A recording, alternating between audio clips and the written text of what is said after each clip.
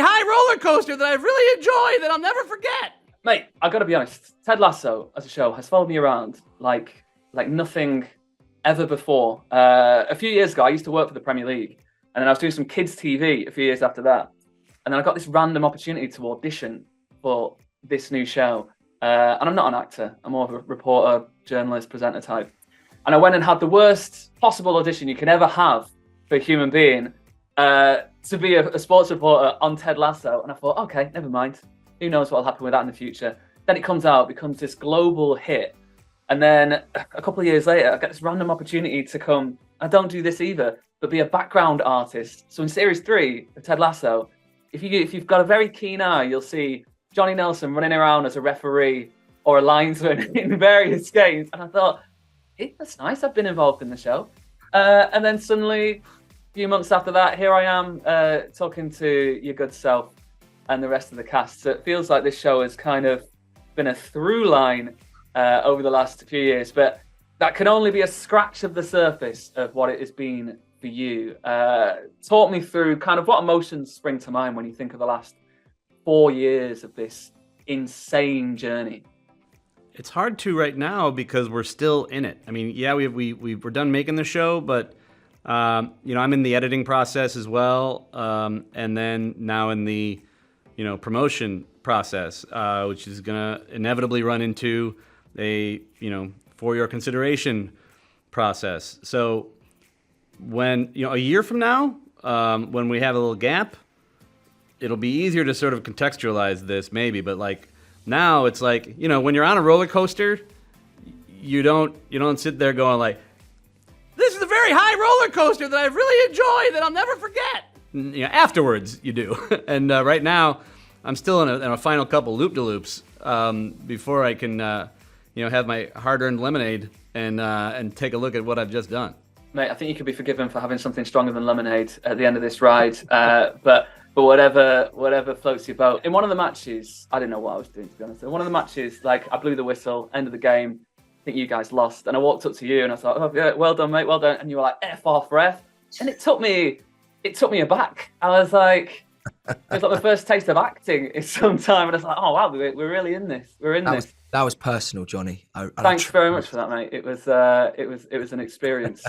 Something else I noticed from these days, running around blowing whistles for you guys, is how close the group of you seemed, how much fun you guys were having, how big a part that has been, the enjoyment of making this series this last few years, and how much will you miss it if this was to wrap up? Yeah, hugely, man, because obviously on screen it needs to feel like we are a sort of a band of brothers.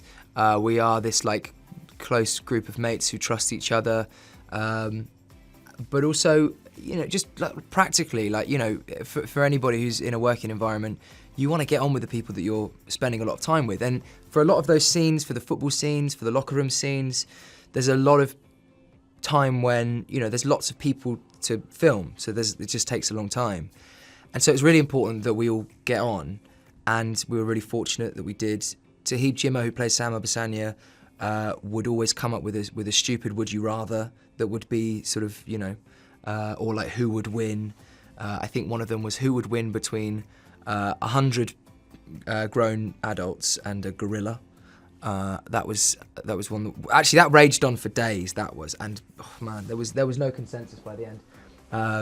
And so it was really important that we all just, that we had energy between us as well, that it wasn't just like, oh yeah, they get on. I wanted to congratulate you on Intelligence, mate, which I think is a brilliant series. Thank you. I'm a very big fan. I think the chemistry between you and David Schwimmer is fantastic, and I hope you guys keep making more of those for us. Thank you. And then back on to Ted Lasso, I've to kind of marry those two things together. The last time I remember a comedy kind of grabbing people's imaginations globally so quickly was probably Friends, compared to the global phenomenon that has been Ted Lasso the last few years. Have you guys ever talked about those sort of parallels of how life can change? Did he ever give you any pointers on how to deal with it all?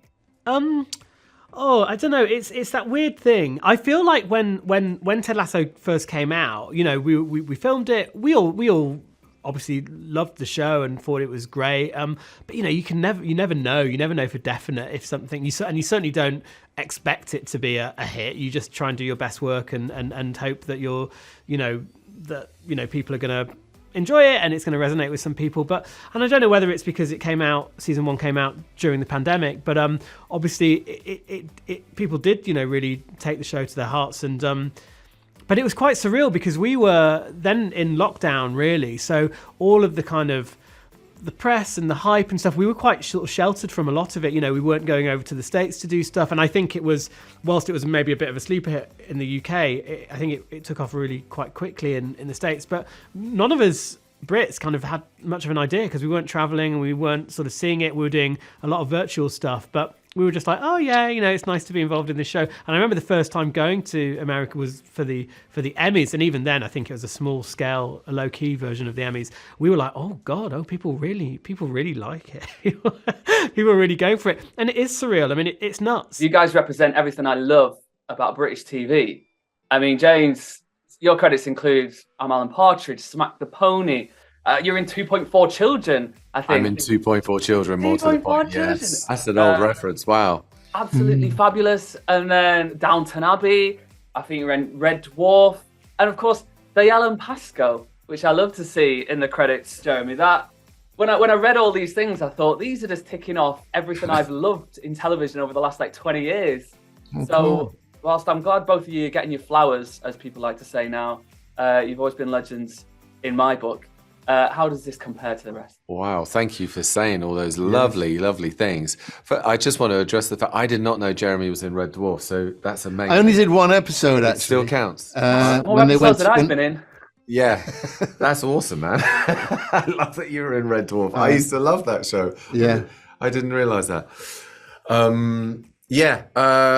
mean, it's sort of, it is an incredible thing to be in a it's an incredible thing to be in such a funny, beautiful, moving comedy that is affecting people the way it is, those that have Apple TV Plus anyway. It really is wonderful because we're working with people that are at the top of their game. I mean, Jason Sudeikis, I think he's pushed the form of comedy in the sense that it's a powerful medium, and to make people sort of think about their lives slightly differently through this form is a really exciting place to be. And I'm sure I speak for Jeremy as well. We're just so grateful to be here, in this show. You've already been part of a bunch of legendary shows, in my view. I'm a big Community fan, Parks and Rec, Key and Peele. But then you've created this thing out of something like we all know you love. One thing I like about the show is Coach Beard is always holding some random book about football, which I think is quite a nice little Easter egg if you're into your sports literature and whatnot. Do you have any concern about finding something that you love as much that you're going to be able to explore in as much depth down the line? Like if you go, this is my hobby, this is what I love, I'm going to do a whole show about it. And then can you ever top that later on? I doubt it. I mean, doing a show about hula hooping doesn't seem very practical. And my other hobby is an obscure German card game called Scott that's really only played by people who are 80. So I'm probably not going to get a big budget off of that pitch. So no, again, just enjoy this one while it lasts because all my other hobbies are fairly niche.